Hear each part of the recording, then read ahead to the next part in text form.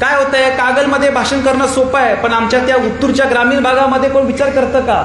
आणि याचा एकच उद्देश आहे की कागल हे राष्ट्रीय छत्रपती शाहू महाराजांची जन्मभूमी. मी आपल्याला सांगतो की ज्या काही आपण हक्कानी मागण्या मांडलेल्या आहेत, येत्या काळामध्ये आपल्या आशीर्वादाने आपलं लोकप्रतिनिधी म्हणून, लोकसेवक म्हणून मला काम करायची संधी मिळाली तर येत्या सरकारमध्ये 100% या गोष्टीचा पाठपुरावा समरजित घाटगे करणार, ह्याचा मी शब्द देतो.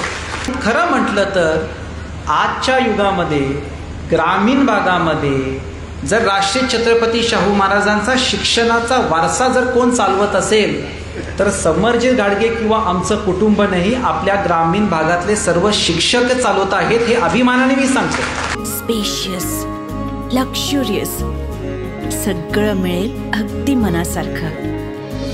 बटू बिल्डर्स यांचा नवीन गृहप्रकल्प गृहलक्ष्मी रचना.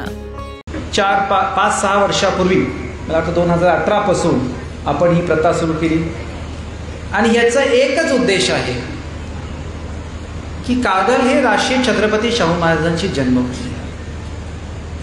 ज्या राष्ट्रीय छत्रपती शाहू महाराजांनी शिक्षणासाठी सगळ्यात महत्त्वाचे पावलं घेतली आणि खरं म्हटलं तर आजच्या युगामध्ये ग्रामीण भागामध्ये जर राष्ट्रीय छत्रपती शाहू महाराजांचा शिक्षणाचा वारसा जर कोण चालवत असेल तर समरजित घाटगे किंवा आमचं कुटुंब नाही, आपल्या ग्रामीण भागातले सर्व शिक्षक चालवत आहेत, हे अभिमानाने मी सांगतो.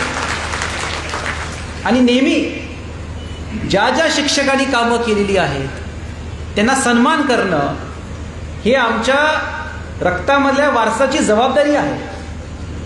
आणि हे सगळ्यात महत्त्वाची बाब आपल्याला येत्या काळामध्ये शिक्षकांना हे प्रोत्साहन देणं हे आपली जबाबदारी आहे. आज मला आवर्जून आपल्या ग्रामीण भागाच्या सगळ्या शिक्षकांचं आणि त्याचबरोबर मी संयोजकांचा आभार व्यक्त करतो की अंगणवाडी सेविका, आशा सेविका आणि बचत गटांचाही सत्कार आज आता आपण केलेला आहे. आज आपण इकडच्या सगळ्या अंगणवाडी सेविकांचा विचार केला. मला वाटतं की नवीन ही प्रथा आपण नवीन एक सेक्शन सुरू केलं आहे, त्यांच्यावर सुरू करून मी शिक्षकांकडे येतो.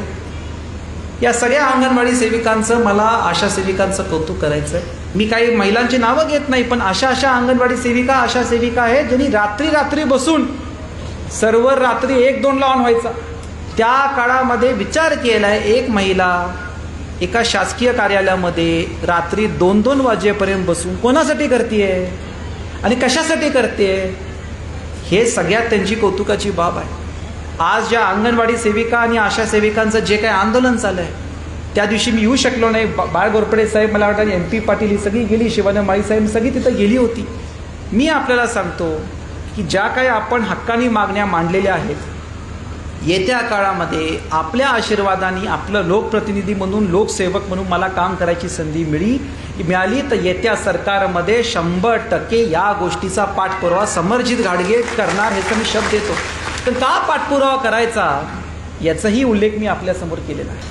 ॲक्च्युअल जमिनीवर चांगले बचत गट जे काम करतात त्यांना आपण हे मार्केट उपलब्ध करून द्यायचा एक प्लॅन. पटलं का? हे सगळ्यात महत्त्वाचा बाब आहे. या सगळ्या महिलांनी समजून घ्या. काय होतंय, कागलमध्ये भाषण करणं सोपं आहे, पण आमच्या त्या उत्तरच्या ग्रामीण भागामध्ये कोण विचार करतं का? मी तिकडचा विषय घेतलाय, बरोबर.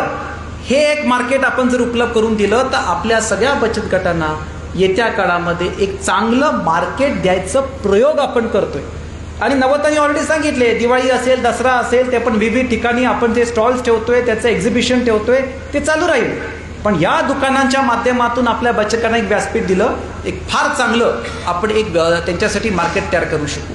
तर या गोष्टीचा येत्या काळामध्ये लोकप्रतिनिधीमधून आपल्याला काम करायचं आहे. आणि त्यासाठी आपल्या सगळ्या बचत गटांना, अंगणवाडी सेविकांनी, आशा सेविकांना सांगतो की आपण येत्या काळामध्ये या गोष्टींसाठी आपण सगळ्यांनी पुढाकार घ्यावा.